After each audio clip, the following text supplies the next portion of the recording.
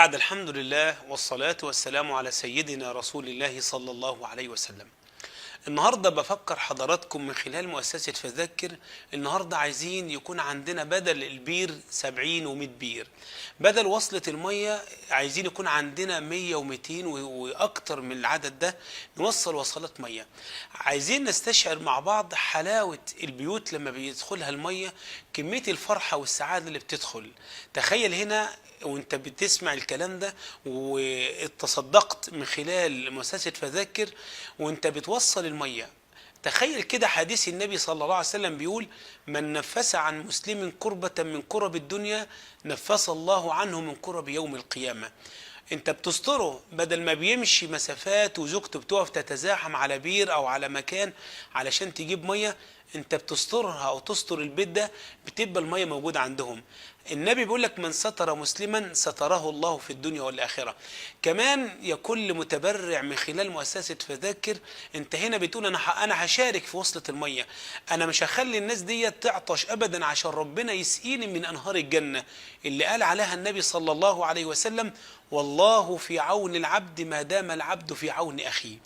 النبي صلى الله عليه وسلم بيقول: لا يستر عبد أحد في الدنيا إلا ستراه الله يوم القيامة. تخيل كده لما بيشربوا شربة مية نظيفة ويتمتعوا بيها، وفي وقت الحر كده بيغتسلوا بيها وبيغسلوا ملابسهم، تخيل كمية الفرحة. النبي بيقول لك: من أدخل السرور على قوم ليس له ثواب إلا الجنة. أفضل ثواب بتعمله زي ما قال النبي صلى الله عليه وسلم، كما قال: يعني ليس صدقة أعظم أجرا من الماء. إنك تدخل صدقة على الناس يعني يشربهم ويتمتعوا بحياة كريمة وحياة طيبة. علشان حديث النبي بيقول لك: من سقى مسلما سقاه الله من أنهار الجنة. تخيل كده لما يعني حضرتك بتسقي واحد مسلم شربة ماء على عطش، ربنا بيسقيك من أنهار الجنة. تخيل حفرة المية ولا بئر المية ولا وصلة المية اللي بتقدمها للفقير، إن دي هتنجيك من العطش يوم القيامة. تخيل النبي صلى الله عليه وسلم بيقول: أعظم الأبواب للجنة سقي الماء. تخيل أعظم عمل وأعظم أبواب الجنة من خلال سقي الماء. سقي الماء وصلات المية وحفر الآبار وتوصيل وصلات مية بتكفر الذنوب والمعاصي. يعني إيه المانع إن أنا يكون لي صدقة جارية لي في الدنيا وفي الآخرة؟ يقول النبي صلى الله عليه وسلم: إذا مات ابن آدم انقطع عمله إلا من ثلاث: صدقة جارية، أو علم ينتفع به، أو ولد صالح يدعو له. تخيل كده، يعني عارفين قصة الراجل المشرك اللي سقى الكلب في نعله؟ تخيل يعني شكر الله فشكر الله له فدخل الجنة. إن هو سقى كلب يعني شربة مية في كده في خف أو في نعله، إن ربنا اطلع على الثواب ده فدخلوا الجنة. أيضا امرأة باغية، يعني امرأة زانية من بني إسرائيل، يعني سقت كلب في خفها أو في نعلها فأدخلها الله الجنة.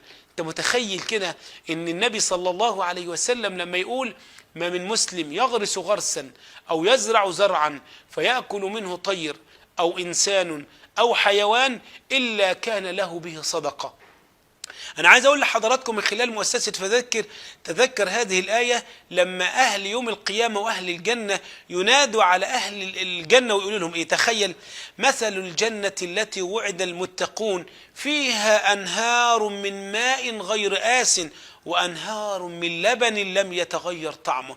تخيل كده اللي هيدخلك الجنة وكان سبب انك لما بتسقي مسلم، انك لما بتوصل له وصلة المية، ان يوم القيامة كده اهل النار ينادى على اهل الجنة واهل الجنة يقولوا لهم هذه الآية: مثل الجنة التي وعد المتقون فيها أنهار من ماء غير آس وأنهار من لبن لم يتغير طعمه. تخيل كده الآية الأخرى اللي بتذكرك وتقول لك كأن مؤسسة فذكر بتقول لك الآية دي خاصة بك أنت في أهل الجنة: ونادى أصحاب النار أصحاب الجنة أن أفيضوا علينا من الماء. تخيل كده يا كل اللي بتسمعني دلوقتي، تقول انا هوصل وصلة مية، انا النهاردة هكفل الاسرة ان هم ما يعطشوش ابدا علشان اقف قدام ربنا، وتكون دي حاجة جميلة وطيبة ليا عند ربنا تشفع لي يوم القيامة. يلا دلوقتي انهض وقول انا النهاردة هتصل على مؤسسة فذاكر علشان اقول لهم انا معاكم في وصلة مية. تقدر تقول انا هحفر بير خاص بيا وصدقة جارية. احنا بدل ما بتتصدق في الدنيا وبتدفع 100 درهم ولا 100 جنيه ولا 1000 ولا ايا كان، ايه المانع ان يعني يكون لك في الدنيا قبل ما تنتقل الى لقاء الله سبحانه وتعالى وغيرك هو اللي يدفع لك الصدقة؟ يعني تخيل هذا الامر، يعني كما قال ربنا وجعلنا من الماء كل شيء حي. نسأل الله تبارك وتعالى أن يجعلنا من أهل الخير وأن يجعلنا من المتصدقين والمتصدقات. والسلام عليكم ورحمة الله وبركاته.